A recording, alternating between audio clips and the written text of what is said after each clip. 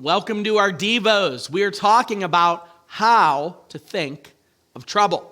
You're in trouble. You're in a trial. You're in some sort of situation where there's a problem. You keep working on the problem, trying to fix it, but you're not getting anywhere. The solution is not presenting itself. So one of the things that we can control in those situations is we can control how we think. You might say, no, I can't. Yes, you can. You have the ability to control the thoughts that consume you.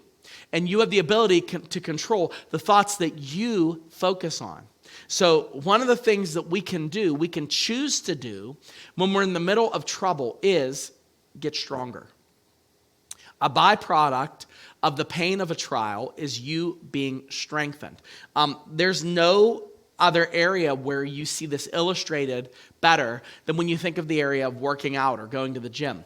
The first time you go to the gym, the first time you've gone to the gym, you experience an intense amount of pain. Like what happens? You wake up, your muscles are sore, maybe you're like extra thirsty when you're working out, like you've never done this, like you feel like you're really pushing your body beyond its endurance. And what's happening is you are kind of tearing down your muscles to rebuild them stronger. You're kind of building them up. And it physiologically has an impact that in a couple months, about 8 weeks actually, is when you start to see really actual results. Within 8 weeks, you start to notice that the trouble you were having lifting something at that weight, it's easier when you get heavier weight. It starts to get easier because you've been doing it more and doing it more. Well, when you face trouble, you have to thank God in those moments because God is actually giving you the ability to get stronger. He's refining your faith. He's changing you. He's giving you the ability to have more resiliency.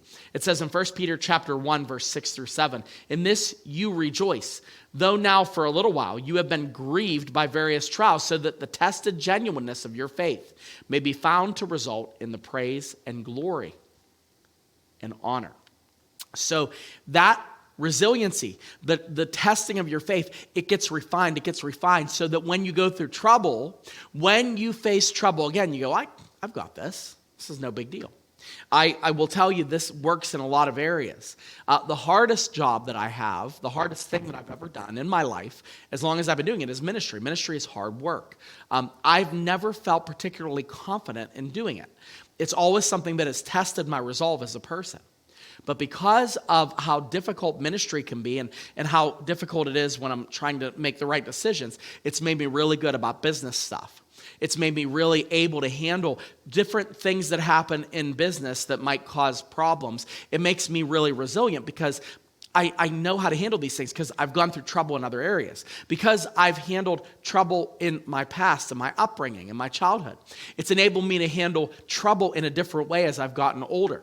And what you have to realize is you don't want to waste the trouble that God permits to happen in your life. You don't want to waste it because as that's coming into your life, He's actually refining you. He's refining your faith. He's making you stronger. He's teaching you things about yourself that you can use whenever you face even more trouble.